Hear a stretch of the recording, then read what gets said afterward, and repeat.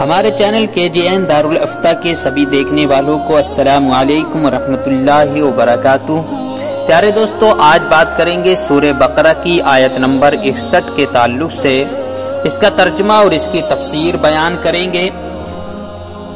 آپ سے اپیل ہے، آپ اگر ہمارے چینل پر نئے آئے ہیں تو ہمارے چینل کو سبسکرائب کر لیں، ویڈیو کو لائک کر دیں، اپنے دوستوں تک شیئر کر دیں۔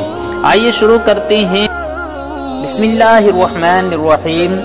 اللہ تعالیٰ سورہ بقرہ کی آیت نمبر 61 میں ارشاد فرماتا ہے، وَإِذْ قُلْتُمْ يَا مُوسَىٰ لَن نَّصْبِرَ عَلَىٰ طَعَامٍ وَاحِدٍ فَادْعُ لَنَا رَبَّكَ يُخْرِجْ لَنَا مِمَّا تُنبِتُ الْأَرْضُ مِن بَقْلِهَا وَقِثَّائِهَا وَفُومِهَا وَعَدَسِهَا وَبَصَلِهَا قَالَ أَتَسْتَبْدِلُونَ الَّذِي هُوَ أَدْنَىٰ بِالَّذِي هُوَ خَيْرٌ اهبطوا مصرا فإن لكم ما سألتم وضربت عليهم الذلة والمسكنة وباءوا بغضب من الله ذلك بأنهم كانوا يكفرون بآيات الله ويقتلون النبيين بغير الحق ذلك بما عصوا وكانوا يعتدون۔ ترجمہ کنز ایمان۔ اور جب تم نے کہا اے موسیٰ ہم سے تو ایک کھانے پر ہرگز صبر نہ ہوگا، تو آپ اپنے رب سے دعا کیجئے کہ زمین کی اگائی ہوئی چیزیں ہمارے لیے نکال لے، کچھ ساگ اور ککڑی اور گیہوں اور مسور اور پیاز۔ فرمایا کیا ادنا چیز کو بہتر کے بدلے مانگتے ہو؟ اچھا مصر یا کسی شہر میں اترو، وہاں تمہیں ملے گا جو تم نے مانگا۔ اور ان پر مقرر کر دی گئی خواری اور ناداری، اور خدا کے غضب میں لوٹے۔ یہ بدلہ تھا اس کا کہ وہ اللہ کی آیتوں کا انکار کرتے اور انبیاء کو ناحق شہید کرتے۔ یہ بدلہ تھا ان کی نافرمانیوں اور حد سے بڑھنے کا۔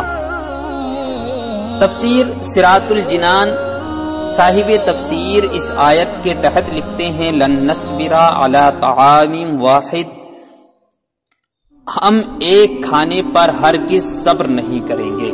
بنی اسرائیلیوں کو منہ سلوہ مل رہا تھا، لیکن وہ اعتراض کرنا شروع کر دیا، کہنے لگے کہ ہم تو ایک کھانے پر جو ہے صبر نہیں کریں گے۔ بعض لوگوں کی طبیعت میں کم ہمتی، نالائقی اور پنج پن ہوتا ہے۔ آپ انہیں پکڑ کر بھی اوپر کرنا چاہیں تو وہ کم تر اور نیچے رہنے کو ترجیح دیتے ہیں۔ ایسے لوگ عموماً زندگی کی لذتوں اور نعمتوں سے فائدہ نہیں اٹھا پاتے۔ بلند ہمت اور بہتر سے بہتر کے طالب ہی خالق و مخلوق کے یہاں پسندیدہ ہوتے ہیں۔ بنی اسرائیل پر نعمتوں کے ذکر کے بعد یہاں سے ان کی کم ہمتی اور نالائقی اور نافرمانی کے کچھ واقعات بیان فرمائے جاتے ہیں۔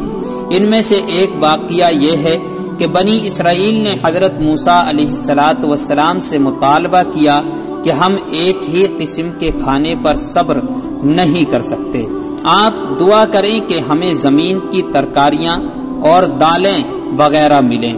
حضرت موسیٰ علیہ السلام نے انہیں سمجھایا کہ تمہیں اتنا اچھا کھانا بغیر محنت کے مل رہا ہے، کیا اس کی جگہ ادنا قسم کا کھانا لینا چاہتے ہو؟ لیکن جب وہ نہ مانے تو حضرت موسیٰ علیہ السلام نے بارگاہ الہی میں دعا کی۔ اس پر حکم ہوا کہ اے بنی اسرائیل، اگر تمہارا یہی مطالبہ ہے تو پھر مصر جاؤ، وہاں تمہیں وہ چیزیں ملیں گی جن کا تم مطالبہ کر رہے ہو۔ مصر سے مراد یا تو ملک مصر یا مطلقاً کوئی بھی شہر ہے۔ بڑوں سے نسبت رکھنے والے کو کیا کرنا چاہیے؟ یہاں اس بات کا خیال رکھیں کہ ساگ، ککڑی وغیرہ جو چیزیں بنی اسرائیل نے مانگی ان کا مطالبہ گناہ نہ تھا، لیکن منہ سلوہ جیسی نعمت بے محنت چھوڑ کر ان کی طرف مائل ہونا پست خیالی ہے۔ ہمیشہ ان لوگوں کا میلان طبیع پستی ہی کی طرف رہا، اور حضرت موسیٰ اور حضرت ہارون علیہ السلام ایسے جلیل القدر بلند ہمت انبیاء کے بعد تو بنی اسرائیل کے پنج پن اور کم حوصلے کا پورا ظہور ہوا۔ جب بڑوں سے نسبت ہو تو دل اور دماغ اور سوچ بھی بڑی بنانی چاہیے، اور مسلمانوں کو تو اس بنی اسرائیل سے زیادہ اس بات پر غور کرنا چاہیے کہ ان کی نسبت سب سے بڑی ہے۔ ضربت علیہم الذلۃ والمسکنہ، اس آیت کے اگلے حصے میں اللہ تعالیٰ فرماتا ہے ان پر ذلت اور غربت مسلط کر دی گئی، یعنی یہودیوں پر ان کے گھٹیا کردار کی وجہ سے ذلت غربت مسلط کر دی گئی۔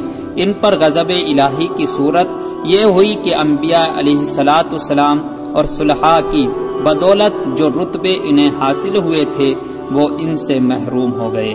اس غضب کا باعث صرف یہی نہیں تھا کہ انہوں نے آسمانی غذاؤں کے بدلے زمینی پیداوار کی خواہش کی، یا حضرت موسیٰ علیہ السلام کے زمانے میں اسی طرح کی اور خطائیں کی، بلکہ عہد نبوت سے دور ہونے اور زمانہ دراز گزرنے سے ان کی دینی صلاحیتیں باطن ہو گئیں۔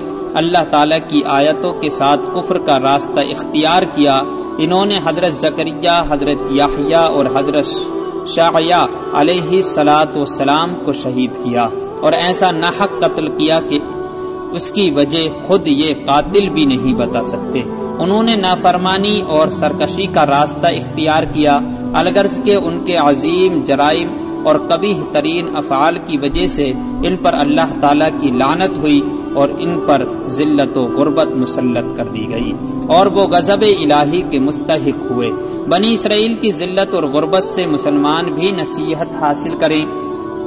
بنی اسرائیل بلند مراتب پر فائز ہونے کے بعد جن وجوہات کی بنا پر ذلت اور غربت کی گہری کھائی میں گرے، کاش ان وجوہات کو سامنے رکھتے ہوئے عبرت اور نصیحت کے لیے ایک مرتبہ مسلمان بھی اپنے اعمال اور افعال کا جائزہ لے لے، اور اپنے ماضی اور حال کا مشاہدہ کرے کہ جب تک مسلمانوں نے اللہ تعالیٰ اور اس کے حبیب صلی اللہ علیہ وسلم کے احکامات کی پیروی کو اپنا سب سے اہم مقصد بنائے رکھا اور اس راہ میں آنے والی ہر رکاوٹ کو جڑ سے اکھاڑ کر چھوڑا، تب تک دنیا کے کونے کونے میں ان کے نام کا ڈنکا بجتا رہا۔